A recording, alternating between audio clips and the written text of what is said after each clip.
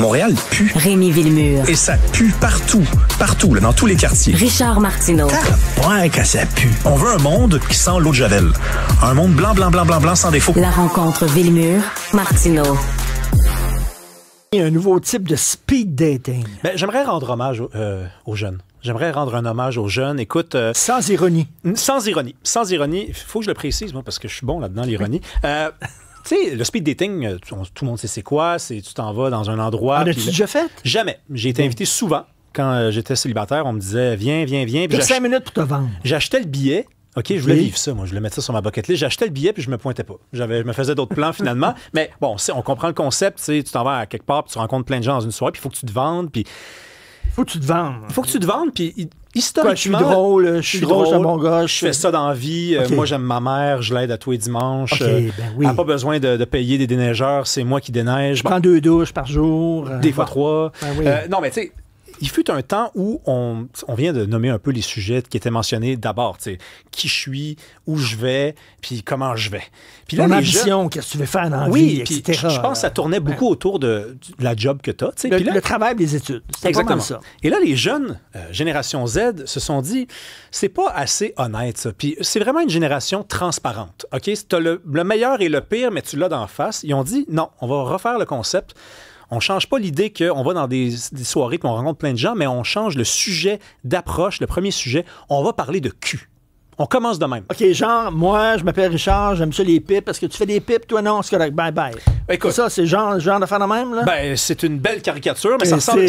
C'est des belles conversations, hein? Oui, mais attends, en même temps, Richard, je te dis, je suis ici pour leur rendre hommage. Moi, je suis une clitoridienne, je suis pas une vaginale, fait que t'es mieux de mais il tourne, mettre le doigt à la bonne place. Il niaise pas avec le POC. Tu sais, ultimement, sois honnête, Richard, là, OK?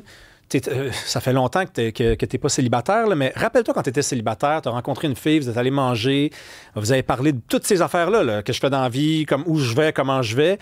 Il restait quand même un mystère important. C'était le fun. On va le découvrir, le mystère. On va le découvrir dans le lit, le mystère. Ça va être le fun. Peut-être ça va être un petit peu décevant, peut-être pas. Oui, mais eux autres, ils n'ont pas le temps. C'est ça qui est cool. Oui, mais toi, tu avais le temps. Toi, t'es un Tu vas tout savoir exactement, là, de dire qu'est-ce qu'elle aime pas. Tu le découvres. Regardons ça, je mets ma main là, puis elle réagit. Elle aime ça, c'est cool. Richard, la planète brûle. OK? La planète brûle. Donc, la génération Z n'a pas le temps de niaiser avec le POC. Alors, eux autres, ils se sont dit, on va parler de cul en partant. Puis si ça fait manque pas de romantisme. Bon, alors là, maintenant, l'ironie, c'est terminé. J'avais dit qu'il n'y avait pas d'ironie. Puis c'était un... Non, mais c'est sûr qu'il y a un problème ici, effectivement. Parce que tu laisses pas le temps au temps de faire les choses. Il n'y a plus de place au mystère. Quoique, et là, je reviens à leur rendre hommage. Je te dis, je suis imprévisible. Tu sais, tu peux parler de cul avec quelqu'un, puis le mystère persiste. Parce qu'il y a bien du monde qui parle de cul, puis c'est vendeur, là, puis c'est vraiment quand tu rentres dans la chambre que ça se vérifie. Vraiment. Oui, mais ça, t'essayes quelque chose, puis la fille dit non. Non, mais eux autres, ils se parlent de cul. Ils se parlent de cul. Là, ça va être la 7,5. Pratiques-tu, toi, oui ou non? Moi, j'aime bien ça. Qu'est-ce que t'en penses? Non? OK, bye. Prochaine. On peut pas leur reprocher de manquer de transparence. Ils savent, et puis moi, je pense qu'on doit être honnête. C'est pas mal le sujet qui nous préoccupe le plus ou qui est dans le top 3. OK? Donc, eux autres, ils se disent, on va le mettre à la bonne place. On va le mettre numéro 1. On parle de ça en partant. Ah, mais regarde. C'est correct. C'est correct, mais c'est transparent. C'est lucide. Non, mais t'embarques, tu sais, c'est pas une surprise. Si tu vas dans ce speed dating-là, tu sais que c'est comme ça. Ouais. Ça fait ton affaire. Ah, t'es pas obligé d'y aller. C'est correct. Exactement. T'es pas obligé d'y aller. Puis si tu y vas, puis c'est une expérience, puis c'est correct, puis tu racontes des belles histoires après, puis c'est straight to the point. Tu sais, la personne, elle m'a dit qu'elle n'était pas intéressée par ça. Ben, regarde. Vas-y avec un micro, on va entendre ce qui se passe. Oui. On peut faire ça. Y a-t-il un budget? Y a-t-il un budget pour ça? Alors, augmentation du nombre de mariages chez les plus jeunes ces dernières années. Je veux rendre hommage aux jeunes. Aujourd'hui, je l'ai dit. Transparence, avant lucidité. de se marier, ce qu'ils disent. Alors, ils sont de plus en plus nombreux à se marier. Ils se marient même plus que leurs parents. Je parle de la génération ils font Z. l'amour avant le mariage? Ça, on a déjà parlé. Ils font moins l'amour qu'avant. C'est moins important pour eux. Mais ils signent de plus en plus de contrats de mariage. Donc, ils ont compris que les mariages, tu vois, gars, je te dis, je m'en venais là. Ils ont compris que ça finit souvent en divorce.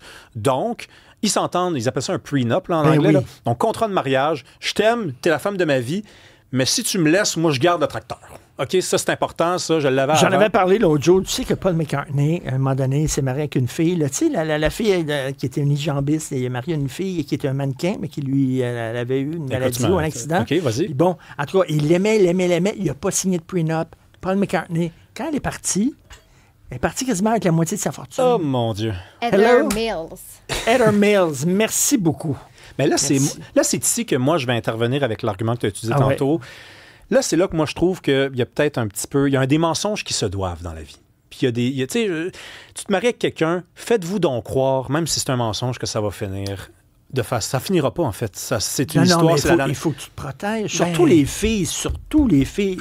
Oui, d'accord, mais je sais pas. Mais tu trouves pas ça froid, toi? Tu rencontres l'amour de ta vie, tu te maries. C'est réaliste. Ouais, mais c'est réaliste. Ben ouais, mais c'est quand même froid en maudit, là. C'est aussi frais que du ballonné. Non, mais là, les chiffres sont là. C'est 50% des couples, sinon plus. Mais mon cher Richard, les chiffres sont là quand il est question de sexualité, de l'importance que ça occupe dans un couple. C'est pas une raison pour en parler au début. C'est-à-dire, on choisit la lucidité ou pas. Moi, je pense qu'il y a des mensonges qui se doivent dans la vie. Donc, fais-toi croire que c'est la bonne personne puis que ça finira pas de mauvaise façon. C'est vrai que ça engendre des gros problèmes. Je suis pas notaire. Je recommande, j'ai pas le droit de faire des conseils matrimoniaux, je le précise quand même. Mais je sais pas, tu sais, il me semble que tu mets quelque chose de trop frais dans quelque chose qui est fait pour être chaud.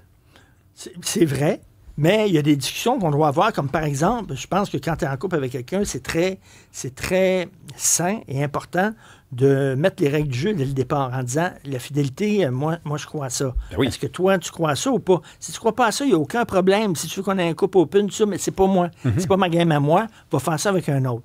Ou alors, tu sais, c'est comme, il met les choses clairement. On se suit. Moi, c'est le sort du tracteur, puis du deuxième chalet, puis des REER. Moi, je pense que ça devrait jamais venir. En fait, vous vous chicanerez quand, de toute façon, vous aurez choisi de vous chicaner. Oui. C'est vrai, parce que là, vous avez choisi de vous aimer. Donc, parlez pas de ça, les amis. Aimez-vous. Sauvez la mise.